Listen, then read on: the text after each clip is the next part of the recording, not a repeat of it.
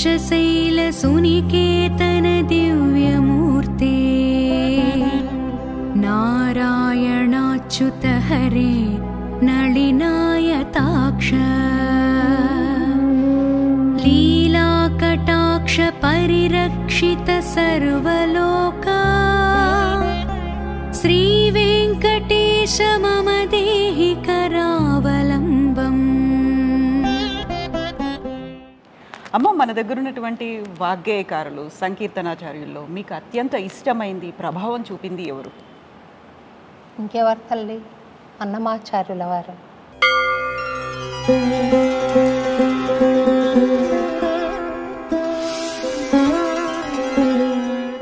అంత ఇష్టమేందమ్మా మీకు అన్నమయ్య మీనా, అంత ఇష్టమేందమ్మా మీకు. బాగా అడిగావు. మే 23 అన్నమయ్య జయంతి ఉంది కదా. ఉదయం 7 గంటలకు ట్యాంక్ బండ్ మీద మనం ఉత్సవం చేస్తాం కదా. ఆ ఉత్సవానికి రా, తప్పకుండా అందరికీ చెప్తాను సమాధానం. మే 23వ తారీఖు ఉదయం 7 గంటలకి అందరూ తప్పకుండా రండి ట్యాంక్ బండ్ దగ్గరికి. చక్కగా అందరం అన్నమయ్య జయంతిని జరుపుకుందాం. మీరందరూ కూడా మే 23న ఉదయం 7 గంటలకి ట్యాంక్ బండ్ మీది అన్నమయ్య విగ్రహం వద్దకు దయచేయండి. సంకీర్తనలు విందాం, సందేశాలు విందాం, ప్రసాదాలు తిందాం, స్వామికి హ్యాపీ బర్త్డే చెప్దాం. 1 2 3 4. గురుడవు నీవే సుమ్మి కుమతినైనా నాకు సరవి బ్రహ్మోపదేశము సేసితి. గురుడవు నీవే సుమ్మి కుమతినైనా నాకు సరవి బ్రహ్మోపదేశము సేసితి. పరమ బంధుడవైనా పరికింప నీవే సుమ్మి, పరమ బంధుడవైనా పరికింప నీవే సుమ్మి. బరుసనే చెడకుండా వహించుకొంటివి. గురుదేవా సద్గురుదేవా, గురుదేవా సద్గురుదేవా, గురుదేవా సద్గురుదేవా, గురుదేవా గురుదేవా గురుదేవా. తాళ్ళపాకన్నమాచార్య దైవమవు నీవు మాకు. వేళమి శ్రీహరిగణే వెరవాన తిచ్చితివి. తాళ్ళపాకన్నమాచార్య. గురుదేవా నమోస్తుతే, గురుదేవా నమోస్తుతే, గురుదేవా నమోస్తుతే, గురుదేవా నమోస్తుతే.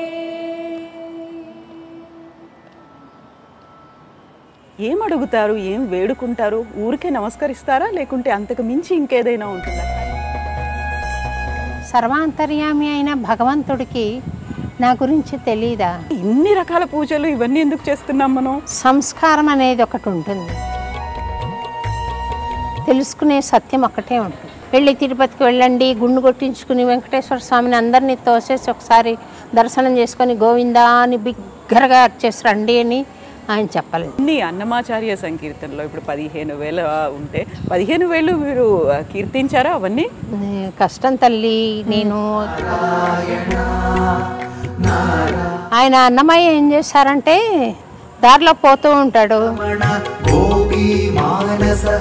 చిచ్చి నరుల దేటి బతుకొని పాడేస్తాడు. నా గురించి కాదు నేను ఆలోచించుకునేది, అందరి గురించి ఆలోచించాలి, అందరి మంచి గురించి ఆలోచించాలి అని ఏ సమయంలో అనిపించింది? మొదల నుండి కూడా కపిల తీర్థం అని ఒక ప్లేస్ ఉంది తిరుపతిలో, అక్కడ నమ్మాళ్ళవారి టెంపుల్లో ఒక అనుభూతి కలిగింది. ఓన్లీ అన్నమాచార్య ఎందుకు మిమ్మల్ని అంతలా ఆకర్షించాడు, అటువైపు మీరు వెళ్ళేలా చేసింది ఎందుకు? విజాతులన్నీ వృధా వృధా, అజామిళాదుల కదియే నమస్తే, నేను Kavitha. Welcome to iDream. మన పురాణాల ప్రకారం నవవిధ భక్తి మార్గాలున్నాయి భగవంతుణ్ణి చేరుకోవడానికి. అందులో అత్యంత ముఖ్యమైనది, ప్రాముఖ్యత కలది కీర్తనం. సంకీర్తనం అనగానే మొట్టమొదటిగా మనకు గుర్తొస్తారు సంకీర్తనాచార్యులు, పదకవితా పితామహులు అన్నమాచార్య. ప్రతి సంవత్సరం వైశాఖ పౌర్ణమి రోజు అన్నమాచార్య జయంతి జరుపుకుంటారు. ఈ సంవత్సరం 615వ జయంతిని మే 23న జరుపుకుంటున్నాం. అన్నమాచార్య అనగానే అన్నమాచార్యకు సంబంధించి చేసినటువంటి కృషితో మన ముందు ఉన్నారు శోభారాజు గారు. శోభారాజు గారు నమస్కారం అమ్మా. నమస్కారం తల్లి. 616. 616. గత సంవత్సరం 615 జరుపుకున్నాము. Okay, I will correct myself అమ్మ. అయితే అమ్మా, నేను ఇక్కడికి ఫస్ట్ అన్నమాచార్య భావనా వాహిని అన్నమయ్యపురం చేరుకున్న వెంటనే మీరు లోపలికి వచ్చారు. వచ్చిన తర్వాత వెంకటేశ్వర స్వామి దర్శనం చేసుకున్నారు. ఏం అడుగుతారు, ఏం వేడుకుంటారు? ఊరికే నమస్కరిస్తారా, లేకుంటే అంతకు మించి ఇంకేదైనా ఉంటుందా? కనెక్షన్ అనేది ఏంటి అసలు? వెంకటేశ్వర చిప్ అనేది అన్ని కంప్యూటర్స్, అంటే నువ్వు ఒక కంప్యూటర్, నేను ఒక కంప్యూటర్, అతను ఒక కంప్యూటర్, ఇట్లా అందరు కంప్యూటర్సే కదా. అవును కదా. ప్రతి కంప్యూటర్లో వెంకటేశ్వర స్వామి చిప్ ఉంటుంది. అయితే ఆ కంప్యూటర్కి స్వామికి కనెక్షన్ ఉండాలి. అంటే ఎలాగైతే ఇప్పుడు ఆ బల్బ్ ఉంది, వెలుగుతోంది కదా, స్విచ్ చేస్తే వెలుగుతుంది. అంటే ఆల్రెడీ కనెక్షన్ ఉంది, మనకు స్వామికి కనెక్షన్ ఉంది. ఆ స్విచ్ చేసుకునే ప్రయత్నం చేస్తాను తల్లి స్వామి దగ్గరికి వెళ్ళాక. ఎప్పుడైతే స్విచ్ ఆన్ అవుతుందో కొంత స్వామి మనలో పనిచేసే తీరు వేరుగా ఉంటుంది, దివ్యంగా ఉంటుంది అని నా విశ్వాసం. మీరు భగవంతుని దగ్గరికి వెళ్తున్నారు, అక్కడ నమస్కరిస్తున్నారు వెంకటేశ్వర స్వామికి. ఒక ఆలోచన అనేది రావడం కూడా ముఖ్యమే కదా. ఆ చిప్ వెలగాలి, లేకపోతే ఆ స్విచ్ వెలగాలి, అక్కడ లైట్ రావాలి, ఫ్యాన్ తిరగాలి, ఇవన్నిటికీ ఆ ప్రయత్నం అనేది కూడా ముఖ్యం కదా. ప్రయత్నం చాలా ముఖ్యం. మన దగ్గర ప్రయత్నం ఉంటేనే దైవానుగ్రహం తోడై అది పని విజయవంతం అవుతుంది. లేకపోతే ప్రయత్నం చేయకపోతే ఈ స్విచ్ వేయడం అన్నదే ప్రయత్నం. ఆ ప్రయత్నంగా స్వామిని లోపలికి ఆహ్వానించుకుని, నీ శక్తి ద్వారా నేను మంచి చేయాలి స్వామి, సమాజానికి పనికొచ్చే పని చేయాలి, అది దివ్యంగా ఉండాలి. అంతే కదా. సాటి మనిషి మీద స్వార్థంతో మనం ఇష్టం వచ్చినట్టుగా ప్రవర్తించడం కానీ, వాళ్ళకు నొప్పి కలిగే విధంగా ప్రవర్తించడం కానీ చేయకుండా ప్రశాంతంగా సమాజానికి పనికొచ్చే పని చేయని అని ప్రార్థన చేస్తాను. ఒక వేడుకోవడం అనేది అలా అని చెప్పి ముందర కోరేదాన్ని తల్లి. అంటే ఒక 25 ఏళ్ల క్రితం వరకు కోరుకునేదాన్ని. ఆ తర్వాత నాకు సర్వాంతర్యామి అయిన భగవంతుడికి నా గురించి తెలీదా, నా మనసులో ఏముంది తెలీదా, నాలో ఏం లోపం ఉందని తెలీదా, ఏ మెరిట్ ఉందని తెలీదా? తెలుసు. ఏది ఇస్తే నాకు మంచిదని తెలీదా? నేను అడగడం ఎందుకు? అమ్మా నాన్నకు తెలీదు, నాకు ఆకలి వేసిందని నేను అడిగితే తప్ప తెలీదు. భగవంతుడికి తెలుస్తుంది. టీచర్కి తెలీదు, ప్రశ్న వేస్తే కానీ జవాబు వస్తుందా లేదా అని తెలీదు. ఆయన పరీక్ష చేయక్కర్లేదు. భగవంతుడి పరీక్ష అంటారు కదా. అవును కదా. పరీక్ష అక్కర్లేదు, ఆయనకు తెలుసు. కవితకు తెలుసా ఈ ప్రశ్నకు సమాధానం లేదా అనేది స్వామికి తెలుసు. కాబట్టి పరీక్షించడు, ట్రైనింగ్ ఇస్తాడు అంతే. అంటే రాటు దేరడానికి, గట్టిగా ఉండడానికి, నిలదొక్కుకోవడానికి. ఇప్పుడు చూడండి, ఒక పోలీస్ ఆఫీసర్కి ట్రైనింగ్ ఇస్తాం కదా. ఎస్ఐ ఉద్యోగానికి కొంతమంది సెలెక్ట్ అవుతారు, వాళ్ళని అడవుల్లోకి పంపించేసి చాలా కఠినమైన శిక్షణని ఇస్తారు. పొర్లమంటారు, పరిగెట్టమంటారు, మోకాళ్ళ మీద నడవమంటారు. ఇదంతా ఎందుకు అనంటే వాళ్ళు గట్టిపడడానికి. అలాగా స్వామి కష్టాలను ఇచ్చినా నష్టాలను ఇచ్చినా నిలదొక్కుని ఒక రకమైన స్థిరత్వాన్ని తెచ్చుకోవడానికి ఆయన ఇచ్చే శిక్షణే తప్ప మనం నిలదొక్కుంటామా లేదా అని తెలియక కాదు. అయితే ఇప్పుడు మీరు వెంకటేశ్వర స్వామితో ఉన్నటువంటి ఒక కనెక్షన్ గురించి మాట్లాడుకుంటున్నప్పుడు మీకు వెంకటేశ్వర స్వామికి మధ్యలో ఉన్నటువంటి ఆ కనెక్షన్ అనుసంధానం అనేది అన్నమాచార్య ద్వారా వచ్చిందా, ఎలా వచ్చింది అది? నేను చాలా చిన్నతనం నుండి కూడా కృష్ణ భక్తురాల్ని, కృష్ణుడి మీద పాడుకున్న దాన్ని, పాటలు రాసుకున్న దాన్ని. అయితే ఆ కృష్ణ భక్తి కాస్త తిరుపతికి వెళ్ళేసరికి వెంకటేశ్వర స్వామి భక్తిగా, కృష్ణుడికి గోవిందుడికి ఎక్కువ తేడా లేదు కదా, రూపభేదం అంతే కొంచెం. కాకపోతే ఆయనే వెంకటేశ్వర స్వామిగా వెలసాడు కాబట్టి జన్మజన్మల బంధమేమో అనిపిస్తుందిలే. ఎందుకంటే పసిబిడ్డగా పాటలు పాడుకున్నాను కదా, అందుకని అనిపిస్తుంది. అమ్మ, మీరు ఇప్పుడు ఒక మాట చెప్పారు, భగవంతుడికి అన్నీ తెలుసు, నేను అడగాల్సినటువంటి అవసరం ఏముంది, ఎదురు చూడడం అనేదే అవుతుంది. ఆయన నిజంగా మనకు పరీక్షలు పెడుతున్నాడా, లేకుంటే మనల్ని రాటుదేలేలా శిక్షణ చేస్తున్నాడా, ఇవన్నీ అనుకున్నప్పుడు బోల్డ్ అని పనులు చేస్తాం. మనకు భగవంతుడి అనుగ్రహం కలగాలి, లేకుంటే భగవంతుడు మనకి మంచి చేయాలి అనేది పూజలు చేస్తాము, అక్కడ వ్రతాలు ఉంటాయి, ఉపవాసాలు ఉంటాయి, యజ్ఞాలు, హోమాలు, వాట్ నాట్, ఇన్ని రకాలు చేస్తుంటాం కదా. బట్ సింపుల్గా మనకు పురాణాల్లో చెప్పింది నవవిధ భక్తి మార్గాలు, అందులో కీర్తనం అనేది ఉంది, స్మరణం అనేది ఉంది. ఆ దేవుణ్ణి స్మరించుకుంటే చాలు మంచి జరుగుతుంది. ఇవన్నీ పక్కన పెట్టి ఇన్ని రకాల పూజలు ఇవన్నీ ఎందుకు చేస్తున్నాం మనం? సంస్కారం అనేది ఒకటి ఉంటుంది. తర్వాత నాకు పాట మీద మక్కువ ఏర్పడింది. పాడుకునే ప్రతిభ భగవంతుడు అనుగ్రహించాడు కాబట్టి నేను పాడచ్చు. కొంతమందికి పాడాలన్న కోరిక తక్కువగా ఉండవచ్చు, పాడే టాలెంట్ కూడా తక్కువగా ఉండవచ్చు. వాళ్ళు పూజలో అనుభూతిని పొందుతూ ఉండవచ్చు. వాళ్ళ సంస్కారానుసారంగా వాళ్ళ అర్హతను బట్టి ఒక అభిరుచి ఏర్పడుతుంది కదా. మీకు అందరికీ ఐస్ క్రీమ్ అంటే ఇష్టం ఉండకపోవచ్చు, చింతకాయ తొక్క అంటే అందరికీ ఇష్టం ఉండకపోవచ్చు. ఒక్కొక్కరికి ఒక్కొక్క అభిరుచి ఎలా ఉంటుందో ఒక్కొక్క అభిరుచిని బట్టి ఒక్కొక్క ప్రార్థనా ప్రక్రియకు ప్రాధాన్యతనిస్తారు. కాకపోతే ఈ నవవిధ భక్తుల్ని కూడా ప్రతి వాళ్ళు కూడా తప్పకుండా ప్రశంసిస్తారు, తప్పకుండా అభిరుచి ఉంటుంది వాళ్లకు. పూజ అంటే విముఖత ఉండదు, అందులో ఎక్కువ ఇన్వాల్వ్ అవ్వకపోవచ్చేమో, కానీ మానసికంగా సాధన చేస్తున్న వాళ్ళు పూజను ఎవరు నిరసించరు. అన్ని నవవిధ భక్తులు కూడా ముఖ్యమైనవి, చాలా శ్రేష్టమైనవి. ఎవరి సంస్కారానుసారంగా వాళ్ళు ఆయా విధమైన భక్తిని అనుసరించి భగవంతుడిని చేరుకోవచ్చు. ఈ అన్నమయపురానికి మీరు ఏ దారిలో వచ్చారు? ఎలా వచ్చాము? వాళ్ళ ఆ అమ్మాయి ఏ దారిలో వచ్చింది, ఆ అబ్బాయి ఏ దారిలో వచ్చాడు, నేను ఎక్కడి నుండి వచ్చాను, కానీ అందరం ఇక్కడ చేరాం కదా. అలాగే భగవంతుడిని చేరడానికి రకరకాలు ఉన్నాయి. కాకపోతే ఈ నవవిధ భక్తులన్నీ కూడా తురీయ స్థితిలో అన్నీ ఒకటైపోతాయమ్మ. అందరూ స్వామికి దగ్గరగా వచ్చిన తర్వాత తెలుసుకునే సత్యం ఒకటే ఉంటుంది, ఆనందం ఒకటే ఉంటుంది, అనుభూతి ఒకటే ఉంటుంది.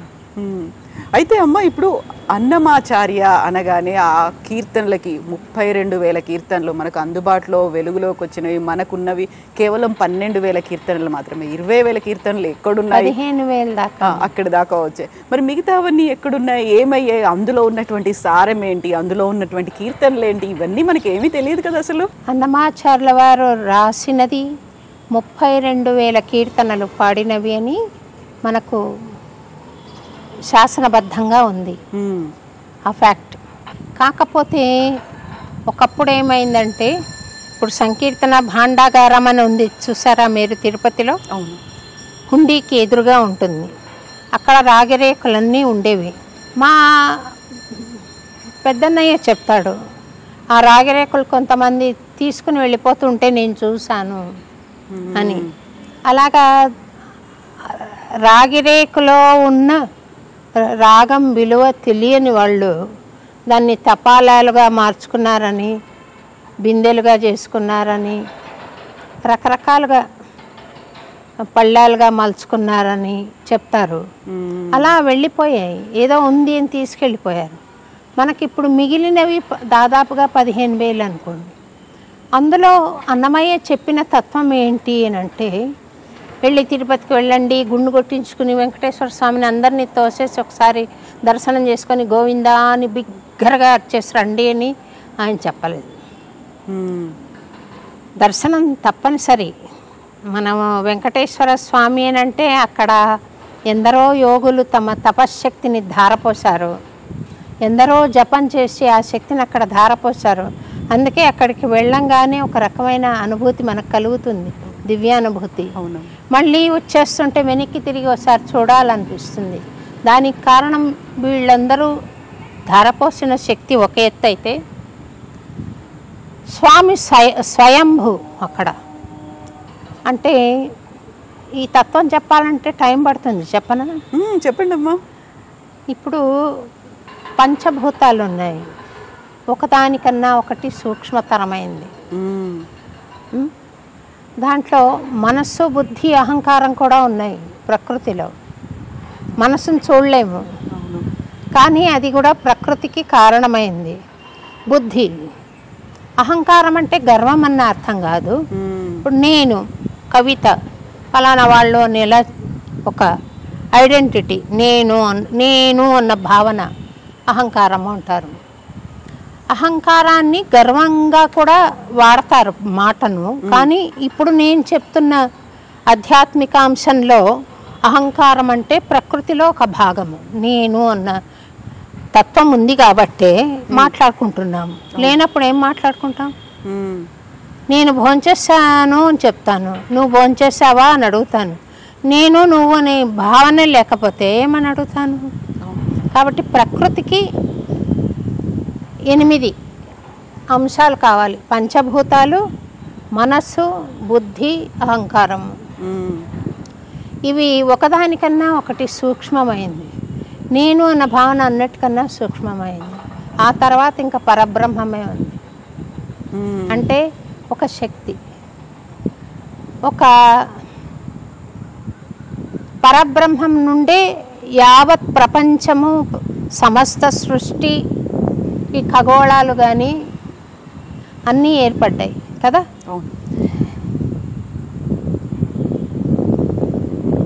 ఇప్పుడు భూమిని మనం కళ్ళతో చూడగలుగుతున్నాం, ఆకాశాన్ని చూడగలుగుతామా? మనస్సును చూడగలుగుతామా? బుద్ధిని చూడగలుగుతామా? అహంకారాన్ని చూడగలుగుతామా? లేదు కదా. అంటే అది ఒకదానికన్నా ఒకటి సూక్ష్మతరం అవుతూ పోయింది. చూడు, భూమి చాలా సాలిడ్గా ఉంది, చూడగలుగుతాం మనం. అగ్ని చూడగలుగుతున్నాం, నీటిని చూడగలుగుతున్నాం. ఆకాశం సూక్ష్మమైపోయింది, గాలి సూక్ష్మమైపోయింది. ఆ తర్వాత అన్నీ సూక్ష్మమవుతూ వచ్చాయి, మనసు, బుద్ధి, అహంకారం. ఇలా సూక్ష్మతరం అవుతూ వచ్చి చివరికి మిగిలింది పరబ్రహ్మము, అతి సూక్ష్మము. దాన్ని ఈ చర్మచక్షులతో చూడలేము, అది అనుభూతిలోకి రావాల్సిందే. చర్మచక్షులతో చూడాలనుకుంటాం కాబట్టి విగ్రహం పెట్టాము. అలాగా భక్తుల కోసం అని చెప్పి ఆ పరబ్రహ్మము ఒక ఆకారం తీసుకుని అక్కడ సాకారంలోకి వచ్చింది అని ఆలోచన ఒకటి. తర్వాత ఈ యోగులు ధారపోసిన తపశ్శక్తి, ఇదంతా కలిపి ఒక గొప్ప ఎనర్జీ ఫీల్డ్ అక్కడ ఉంది. వెంకటేశ్వర స్వామి రూపంలో ఆయనను చూసినప్పుడు తన్మయత్వం కలుగుతుంది. కారణం ఇది. ఒక ఆకారానికి అలవాటు పడ్డవాళ్ళు, ఇప్పుడు చిరంజీవి వచ్చాడు హఠాత్తుగా, ఎలా పరిగెత్తారు పిల్లలు, చిరంజీవి వచ్చాడు అని పరిగెత్తారు, ఒక ఎగ్జైట్మెంట్ వస్తుంది. అది భౌతికం. ఇది సూక్ష్మతరమైంది, అనుభూతి పరంగా సాగే ప్రక్రియ ఇది. ఆ స్వామిని చూసినప్పుడు సూక్ష్మంగా మనకు కలిగే ఆనందానుభూతి భౌతికంగా పోలిస్తే అదిగో చిరంజీవి వచ్చినట్టు పరిగెత్తాడు. సూక్ష్మంగా పోలిస్తే అది సూక్ష్మ శక్తిని గ్రహించిన వాళ్ళు భౌతికం గురించి ఆలోచన చేసే ప్రసక్తి ఉండదు. ఏదన్నా లోక కళ్యాణాని కోసం చేసే పనులే ఉంటాయి తప్ప ఉండదు. ఆ స్వామి అక్కడ భౌతికంగా ఏర్పడ్డాడు అని అంటే ఆ సూక్ష్మశక్తి అక్కడ నిలిచింది, ఫిజికల్ ఘనీభవించింది. అక్కడ చాలా అనంత శక్తి, అణువణువున వ్యాపించిన ఈ శక్తి అక్కడ వెంకటేశ్వర స్వామిగా ఘనీభవించి ఉందన్నమాట. అందుకే మనకు ఆ అనుభూతి కలుగుతుంది అక్కడ. ఎవరికైతే ఆ సూక్ష్మానుభూతిని చెందే ఆ ఫ్యాకల్టీ ఉండదో వాళ్ళు ఊరికి లెంపలేసుకుంటే దేవుడు కోరికలు తీరుస్తాడు అని వచ్చేస్తారు. ఎవరైతే ఈ సూక్ష్మానుభూతిని పొందగలిగిన ప్రక్రియ ఉండే వాళ్ళు అక్కడ నిలబడతారో వాళ్లకు ఆ దర్శనం వేరేగా గోచరిస్తుంది తల్లి, ఆ వేరే అనుభూతిని ఇస్తుంది. మీరు అడిగిన ప్రశ్న ఏంటి చెప్పండి. సో ఇప్పుడు ఇవన్నీ అన్నమయ్యకి సంబంధించి మనం ఇన్ని మాట్లాడుకున్నాము, మిగతావి మిస్ అయిపోయినవి ఉన్నాయి, మనకు దొరకనివి. దొరకనివి పాటల్లో ఉన్నది ఆయన వెంకటేశ్వరుడు అంటే భౌతికంగా వర్ణించాడు, వెంకటేశ్వరుణ్ణి ఈ అనంత శక్తిగా వర్ణించాడు. సూర్యుల్లోని సూర్యరశ్మి ప్రకాశము, చంద్రుల్లో వెన్నెల, అగ్గిలో వేడిమి ప్రకాశము, ఇవన్నీ కూడా ఆయనే అంటాడు. ఇంకా ఆయన కాందేముంది? అవును కదా. నక్షత్రాల్లో ప్రకాశము అన్నీ ఆయనే అంటున్నప్పుడు నవగ్రహాల్లో ఉన్న శక్తి అవి తిరుగుతున్నాయి. ఏ శక్తితో తిరుగుతున్నాయి? భూమి ఇలా నిలబడి ఉంది. ఎంత ఆశ్చర్యం కదా. అవును. ఎవరన్నా స్టాండ్ పెట్టి గ్లోబుని నిలబెట్టినట్టు టేబుల్ నిలబెట్టారా? లేదు. అంతరిక్షంలో ఇలా తిరుగుతోంది, అది ఏ స్టాండ్ లేకుండా. ఏ శక్తితో తిరుగుతుంది? గ్రావిటీ అంటారు. ఆ గ్రావిటీయే భగవత్ శక్తి. వాళ్ళు ఇంగ్లీష్లో గ్రావిటీ అనవచ్చు, దీన్ని భగవత్ శక్తి అంటారు. అది వెంకటేశ్వర స్వామిని ఆ స్థాయి దాకా తీసుకుని వెళ్ళి వర్ణించాడు అన్నమయ్య. కేవలం భౌతికమైన లిమిటేషన్స్, డైమెన్షన్స్, 9 అడుగుల విగ్రహము మాత్రమే కాకుండా ఈ అనంత శక్తికి ప్రతీక ఆయన అని కూడా చెప్పాడు. అయితే అమ్మ, ఇన్ని అన్నమాచార్య సంకీర్తనలో ఇప్పుడు 15,000 ఉంటే 15,000 మీరు కీర్తించారా? అవన్నీ కష్టం తల్లి. నేను కంపోజ్ చేసుకున్న పాటలు దాదాపుగా 500 ఉంటాయి. ఇతర పెద్ద విద్వాంసులందరూ పాడగా నేర్చుకున్నవి ఒక 4-5 ఉంటాయి. దాదాపుగా నాకు ఒక 1000, 1100, 1200 మ్యాక్సిమం. అన్ని వేలు ఒక జీవితంలో. ఆయన అన్నమయ్య ఏం చేశారంటే దారిలో పోతూ ఉంటాడు, ఎవరో రాజును ఆశ్రయించి బతిమిలాడుతూ ఉంటాడు, నాకు అజ్జయ్ ఇజ్జయ్ అనేది సీన్ చూశారనుకో, ఎవరినన్నా పై అధికారిని ఆశ్రయిస్తున్నామని, చిచ్చి నరుల దేటి బతుకు అని పాడేస్తాడు. ఇది పల్లవి. చిచ్చి నరుల దేటి బతుకు అన్నది పల్లవి. అలా పాడేస్తాడు, వెళ్ళిపోతాడు. అందుకే ఆ పాటలు ప్రచారం కాలేదు. వాటిని ప్రచారం చేయమన్నప్పుడు మేము వాటికి మెట్లు కట్టుకొని, మనకు లభ్యంలో లేవు, ట్యూన్స్ లభ్యంలో లేవు. అవును. ఆ ట్యూన్స్ని మేమేం చేయాలి? సమకూర్చుకోవాలి. నేను కంపోజ్ చేసుకోవాలి, లేదా వేరే పెద్దలు ఎవరైనా చేస్తుంటే నేర్చుకోవాలి. వాటిని నేను ఒక్కసారి కాదు, అప్పట్లో టీవీలు లేవు నేను మొదలుపెట్టినప్పుడు. అవును. మళ్ళీ వచ్చాయనుకోండి, కానీ టీవీ చాలా హెల్ప్ చేసింది, దూరదర్శన్. నేను పాడిన ఒక ప్రోగ్రాము ఎంతలా ప్రచారమైంది అంటే, అదివో అల్లదివో కొండల్లో నెలకొన్న అంతలా ప్రచారమైంది. అప్పట్లో చాలా కాన్సర్ట్స్ వెళ్ళి పాడి, మళ్ళీ పాడిందే పాడి ఇలా ప్రచారం అయ్యాయి. ఇప్పటికీ ఆ పాటలనే చెప్పుకుంటాను తప్ప వేరేవి ఎక్కువగా ప్రచారమైన దాఖలాలు లేవు కదా. అవునమ్మా. మళ్ళీ అవే పాడడం మూలన ప్రచారమైనాయి తల్లి. అందులో ఇన్ని కీర్తనలు మీరు పాడలేదా అంటే, ఒక్కసారి పాడింటే పాడగలిగేవాళ్ళం మేము. మళ్ళీ అది కంపోజ్ చేసుకోవాలి, అదే పాడాలి, ఎన్నోసార్లు రిహార్సల్స్ చేయాలి, ఆర్కెస్ట్రాతో నేర్పాలి, 10 మందికి స్టూడెంట్స్కి నేర్పాలి. ఇంత యాక్టివిటీ మళ్ళీ ఇది ప్రచారం కోసం కృషి చేస్తున్నప్పుడు వాహినిని కంటిన్యూ చేయాలి, ఈ గుడి కట్టాలి, ఆ మందిరం నిర్మించాలి, దీనికి కుంభాభిషేకం చేయాలి, దీనికి కావాలన్న వనరులు సమకూర్చుకోవాలి. ఈ కృషి చాలా టైం పడుతుంది కదా తల్లి. దాంతో నేను కొన్ని కీర్తనలు ఇంపార్టెంట్వి ఎన్నుకొని చేశాను. కానీ అన్నమాచార్య కీర్తనల్లో ఉన్నది సగటు మానవుడు ఏ బాధలకు లోనవుతాడు, సాధనాపరంగా ఏ రకమైన స్థితులకు లోనవుతాడు, మానసిక స్థితులకు, భౌతికమైన స్థితులకు. అటువంటప్పుడు ఎలాగా తనను తను నియంత్రించుకుని ముందుకు ఎలా సాగాలి, భగవంతుణ్ణి ఏం కోరాలి, ఎలా ప్రార్థించాలి అన్న మార్గం చూపించిన జగద్గురువు తల్లి ఆయన. అమ్మ ఇప్పుడు అన్నమాచార్య ఆయన వెంకటేశ్వర స్వామికి సంబంధించి కీర్తనలు ఇలా ఆలపిస్తున్నారు. అన్నమాచార్య తత్వంలో వెంకటేశ్వర స్వామి ఇలా ఉన్నారు. వెంకటేశ్వర స్వామి అంటే మనం ఓన్లీ భౌతిక రూపం అనుకుంటాం, ఇది కాదు అని చెప్పినటువంటి మీకు కనెక్ట్ అయినటువంటి ఫస్ట్ కీర్తన ఒకటి ఉంటుంది కదా, అన్నమాచార్య ఎవరు ఆలోచించినటువంటి కీర్తన ఏంటది? ఆ కీర్తన ఏంటి?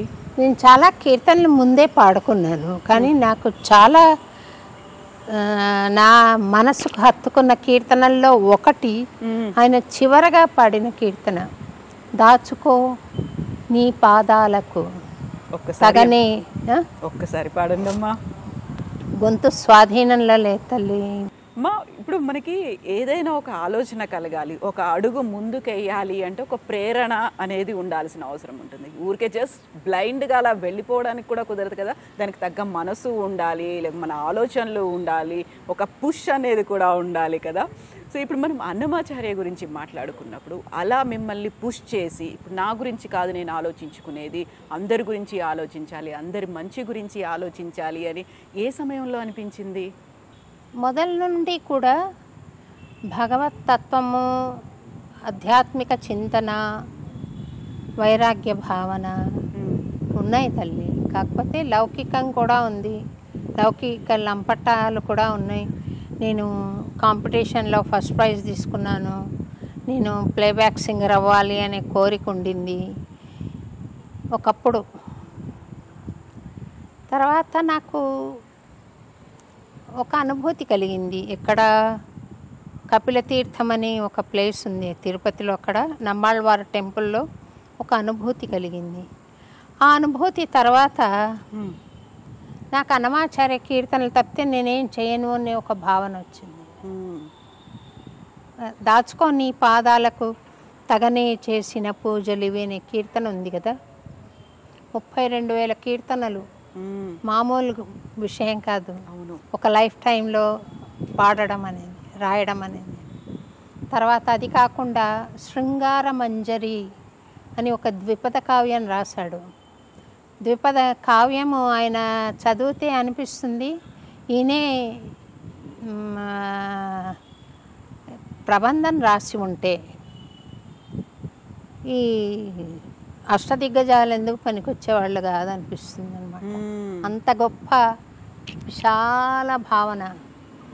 అంటే అలంకారాలు కానీ, ఉపమాలంకారాలు కానీ, ఆయన చేసేవి వర్ణనలు కానీ అంత అద్భుతంగా ఉంటాయి. శృంగార మంజరి ఒకటి రాశాడు, సంకీర్తన లక్షణ గ్రంథం రాశారు, రామాయణ ద్విపద కావ్యం రాశాడు అన్నమయ్య. ఇన్ని రాసి నా నాలికపై నుండి నానా సంకీర్తనలు పూని నాచే నిన్ను పొగడించితివి, నువ్వే పాడిచ్చావు అంటున్నా. అవును కదా. 1000 నామాల వెన్నుడా, 1000 సహస్రనామాలు అంటాం కదా, అంటే ఎన్నో అని.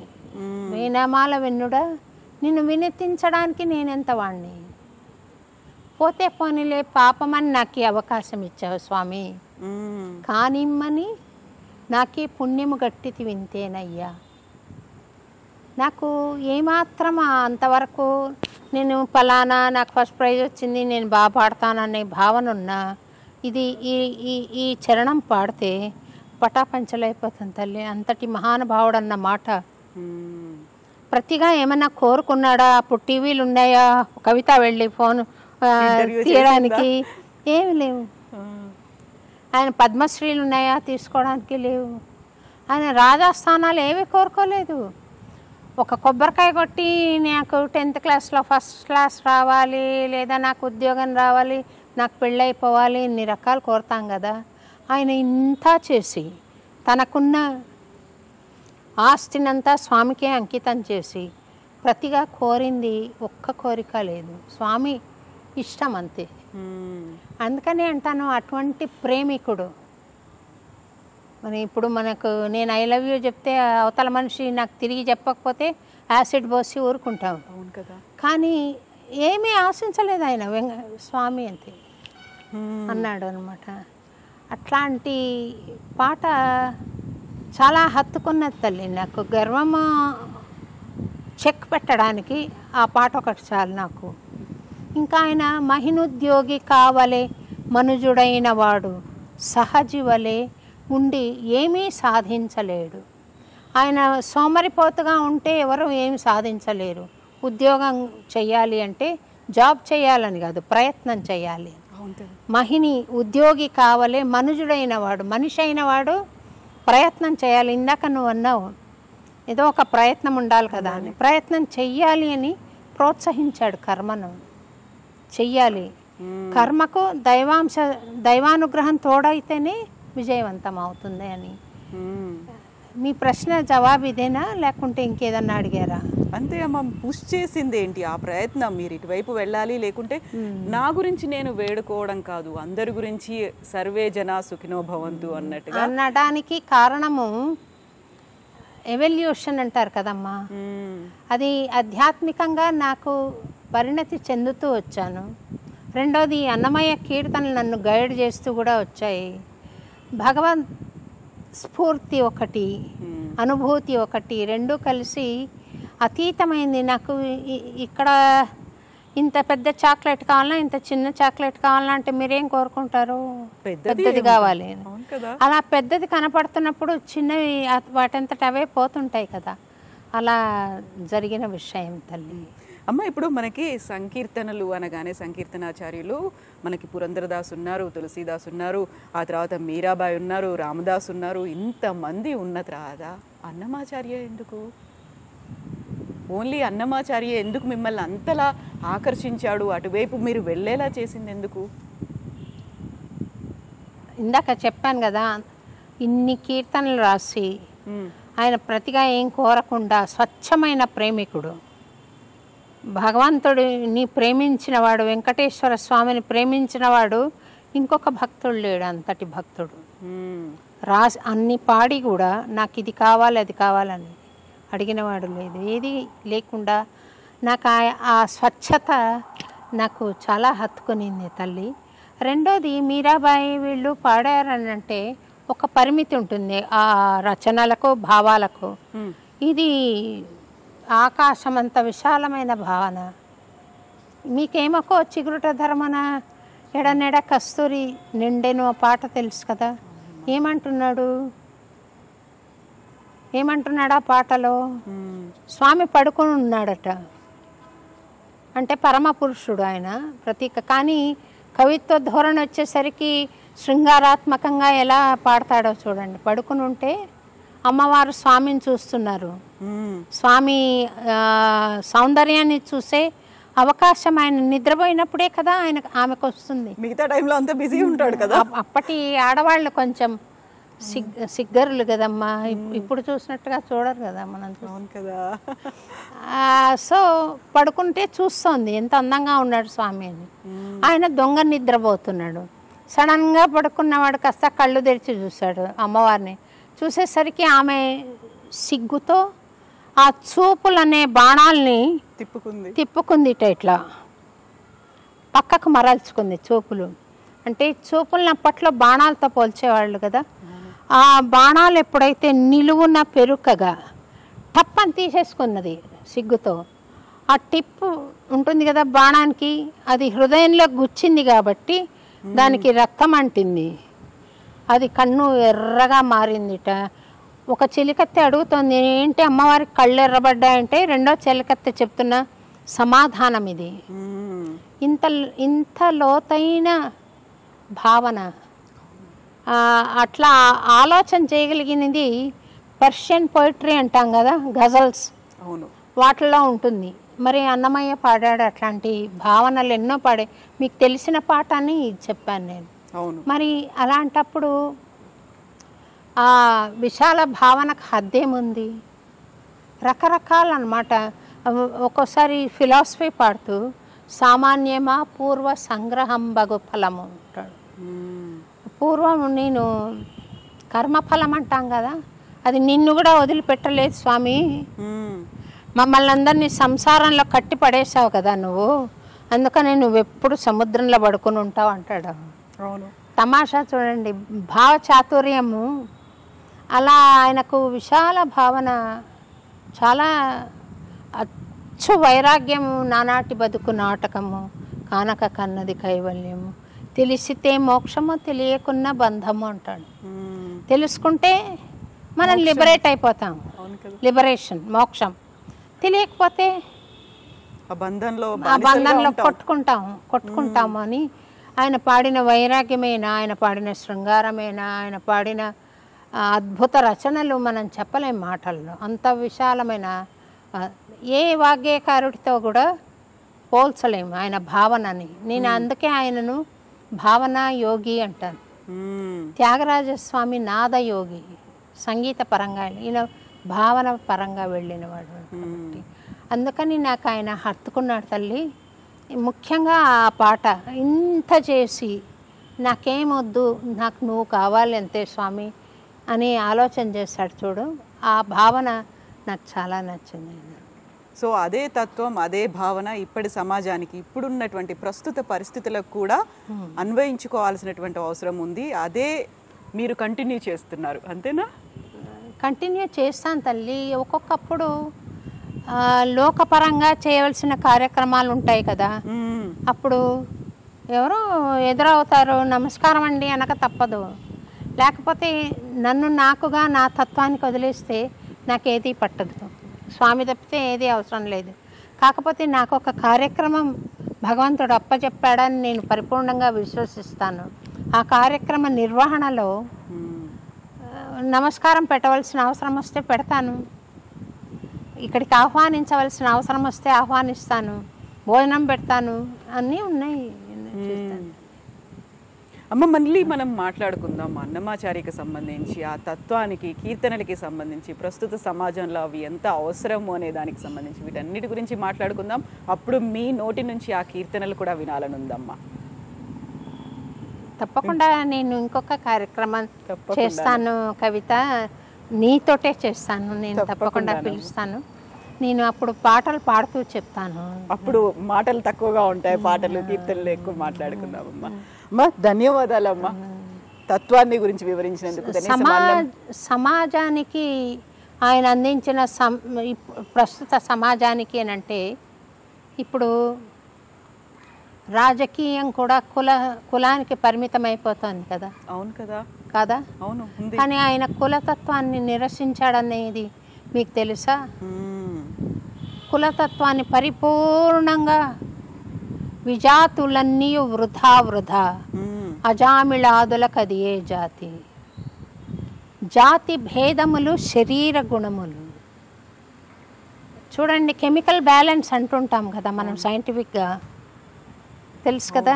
ఆ కెమికల్స్, ఒక కెమికల్ ఎక్కువైనప్పుడు కోపం ఎక్కువగా ఉంటుంది, ఒక కెమికల్ ఎక్కువైనప్పుడు నవ్వు ఎక్కువ వస్తుంది, ఒక కెమికల్ ఎక్కువైనప్పుడు శృంగారాత్మక భావనలు వస్తాయి. ఎమోషన్స్ అంటున్నాము వాటిని మనం ఇప్పుడు. ఎమోషన్స్ అంటాము. ఈ వాటిని మన హార్మోన్స్ కెమికల్స్ లోపల ఉండేవి పనిచేసి మనిషి గుణాలు ఏర్పడుతున్నాయి, శరీర గుణములో నేస్తాడు శుభ్రంగా. కాబట్టి మనం ఏం తింటామో దాన్ని బట్టి మనసు, ఇప్పుడు రజోగుణము ఎక్కువ వస్తుంది, కారము ఉప్పు ఎక్కువ తింటాను, కోపం తాపాలు ఎక్కువ వస్తాయి కదా. అలా దానికి రెడ్యూస్ చేశాడు కులాన్ని. జాతి భేదములు శరీర గుణములు. జాతి శరీరము తోడనే చెడు, శరీరంతో పోతుంది అది క్యాస్ట్ కూడా. దాన్ని ఎందుకు మనం ఇంత ఇంపార్టెన్స్ ఇస్తున్నాం దానికి అని. ఆత్మ పరిశుద్ధం వెన్నడును, అది నిర్దోషం, దాంట్లో దోషం లేదు, అది అనాది, ఎప్పటి నుండో ఉంది. నయనం చిందంతి శస్త్రాణి నయనం దహతి పావక. ఆ ఆత్మను ఎవరు దహించలేరు, ఏ శక్తి దహించలేదు, ఏది నరకలేదు, గాలికి అది శోషించదు, నీళ్లలో తడవదు అని భగవంతుడు కృష్ణుడు చెప్పాడు కదా భగవద్గీతలో. ఆ తత్వాన్ని ఆధారం చేసుకొని ఆత్మ పరిశుద్ధం, దాన్ని ఎవరు తాకలేరు, శరీరమే అనుభవిస్తుంది తప్ప ఆ కులానికి మనం ఇవ్వవలసిన ప్రాధాన్యత లేదు అని చాలా కీర్తనల్లో బ్రహ్మం ఒక్కటే చాలా చాలా నొక్కి వక్కాణించిన మహానుభావుడు అన్నమయ్య. ఈ సమాజానికి ఆయన పాటలు ఎంత ఎలుగెత్తి పాడితే అంత మంచిది. ఊరికే పాడుకోవడం కాదు, ఆచరించాలి. అవునమ్మా, ఎలుగెత్తి పాడాలి, అప్పుడు అందరికీ వినిపించాలి, ఆ తర్వాత ఆచరించాలి, అనుసరించాలి, ఇవన్నీ చాలా ఉన్నాయి. ఏమంటే పాడుతున్నారు, ఆ పాట అర్థం తెలుసుకోకుండా, తెలిసిన దానికి ప్రాధాన్యతనివ్వకుండా, ఏంటో మరి ఆయన పాటకు న్యాయం చేసిన వాళ్ళం కాదేమో అనిపిస్తుంది నాకు. ఆ భావం ఇంకా ఇప్పటికీ అందరికీ రీచ్ అవ్వలేదా? సారం ఏంటి తెలుసుకోలేదా? అన్నమయ్య తత్వాలు ఏంటి, ఆ కీర్తనల్లో ఉన్నటువంటిది ఏం మంచి అనేది ఇంకా అందరికీ అర్థం కాలేదా అనిపిస్తుందా? అవును, అర్థం అయ్యి కూడా కళ్ళు మూసుకుంటున్నారు. ఇది ఫ్యూటైల్ అని తెలిసి కూడా ఆ అజ్ఞానంలోనే మగ్గుదాము, దీనివల్ల మనకు లాభం ఉంది అని తెలుసుకున్నారు జనాలు అని నేను అనుకుంటున్నాను. నిద్రపోయే వాళ్ళని లేపచ్చు పాట పాడి, నటిస్తున్న వాళ్ళని లేపలేం కదా, ఎవరికి తెలీదు. మీరు సమాజంలో గమనిస్తే చెడ్డ ఏ కులంలో లేదు, మంచి ఏ కులంలో లేదు. ప్రతి కులంలో మంచి ఉంది, ప్రతి కులంలో చెడ్డ ఉంది. కానీ ఫలానా కులం వాడు మావాడు అనుకోవడంలో ఎంత అజ్ఞానం ఉందో తెలుసుకోవాలి. ఫలానా గుణం ఉన్నవాడు నావాడు అనుకుంటే పర్వాలే, ఫలానా కులం వాడు నావాడు అనుకోవడం కరెక్ట్ కాదు అని నేను అనుకుంటాను తల్లి. తర్వాత ఈ మే 23న అన్నమాచార్యుల వారి జయంతి ఉంది. దాని గురించి చెప్పచ్చా? చెప్పండి అమ్మా. అన్నమాచార్యుల వారి 616వ జయంతి మే 23న. ముందు కొన్నేళ్ల క్రితం తిరుమల తిరుపతి దేవస్థానం వాళ్ళు కేవలం అన్నమాచార్యుల వారి ఆరాధన మటుకు చేసేవాళ్ళు, వర్ధంతి సంవత్సరానికి ఒక్కసారి చేసేవాళ్ళు అంతే. నేను అన్నమాచార్య ద్విపద చరిత్ర ఉంది, అందులో రాజీవనయను వరప్రసాదమున తేజంబు మతియు నింతే విస్తరిల్ల లక్కమాంబకు పుణ్య లావణ్య నిధికి చక్కని గ్రహములుచ్చమున మూడలర అనుపమ లగ్నంబునందు వైశాఖమున విశాఖను జగంబున నుల్లసిల్ల జనించే అన్నమాచార్యుండు అని ఒక ద్విపదలో భాగం ఉంది. అది నేను మా ఆఫీసర్కి కోట్ చేసి, ఇది ఇలా ఉంది కదండి, ఆయన వైశాఖ మాసం విశాఖ నక్షత్రాన పుట్టారని మనకు గ్రంథంలో ఉంది కదా, ఎందుకని జయంతి చేయట్లేదు అని తొలిసారిగా అడిగాను. నేను ఆర్టిస్ట్గా 1978లో అపాయింట్ అయ్యాను టీటీడీలో, ఫస్ట్ ఆర్టిస్ట్గా. అదే సంవత్సరం మే 5న నేను అపాయింట్ అయ్యాను. మే 23న తొలిసారిగా తిరుమల తిరుపతి దేవస్థానం వాళ్ళు అన్నమాచార్య జయంతి చేశారనమాట. ఆ జయంతి సందర్భంగా అన్నమాచార్య జీవిత చరిత్రను అన్నమయ్య కథ అన్న శీర్షికన ఒక సంగీత రూపకంగా కూడా ప్రజెంట్ చేయడం జరిగింది తల్లి. ఇది అన్నమాచార్య జయంతి నేపథ్యం. తదాదిగా జయంతిలు జరుగుతూనే ఉన్నాయి అన్నమాచార్యవి.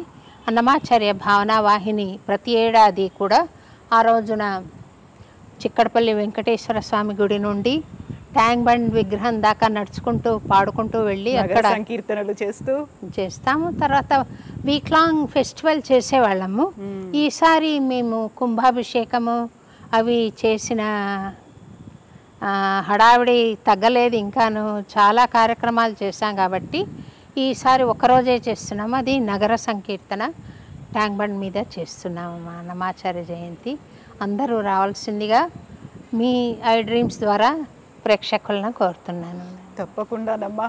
మీరు ఈ ఒక సత్సంకల్పం అంటారు, దాన్ని అలాగే కంటిన్యూ చేయండి, కొనసాగించండి. చాలా వరకు మీరు చెప్పినట్టుగా నిద్రావస్థలో ఉన్నారా, నిద్రాణంగా ఉన్నారా, నటిస్తున్నారా, వాటిని తట్టి లేపాల్సినటువంటి అవసరం అయితే ఉందమ్మా. తప్పకుండా మీరు ఆ ప్రయత్నాన్ని కొనసాగించండి అమ్మా. మళ్ళీ కలుద్దాం. తప్పకుండా. నమస్కారం.